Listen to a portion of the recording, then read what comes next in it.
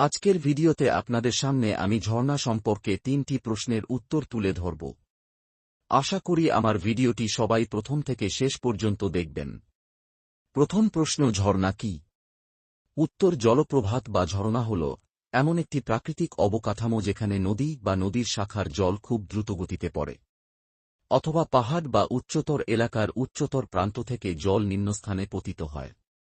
এটি একটি মনোমুগ্ধকর দর্শন তৈরি করে যা যুগ যুগ ধরে মানুষকে মুগ্ধ এবং অনুপ্রাণিত করে এসেছে। দ্বিতীয় প্রশ্ন, ঝর্ণার পানি কোথা থেকে আসে?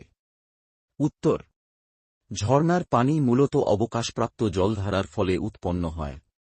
সাধারণত ঝর্ণা পানি উদ্বাহিত হয় পাহাড়ি বা পাহাড়ির কোনো উচ্চতম অংশ থেকে।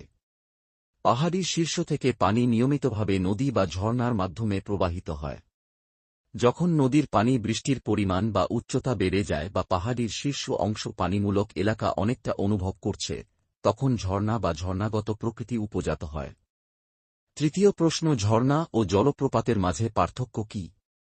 উত্তর, ভূপৃষ্ঠের উপর দিয়ে প্রবাহিত জলধারা যখন কোনো খাড়া প্রান্তে এসে নিচে পতিত হয় তখন তাকে জলপ্রপাত বলে। হয়তো বিশাল একটা নদী অথবা সরু একটা জলপ্রবাহ পাহাড় বেয়ে নামতে নামতে হঠাৎ পাহাড়ের খাড়া প্রান্ত থেকে নিচে পতিত হল, আর তখনই একটি দৃষ্টিনন্দন জলপ্রপাতের সৃষ্টি হয়। বরফের বিশাল বিশাল খণ্ডের উপরিতল গলে সৃষ্ট পানি প্রবাহিত হয়ে বরফ খণ্ডের কোনো খাড়া প্রান্ত দিয়ে নিচে পতিত হয়েও জলপ্রপাতের জন্ম হতে পারে।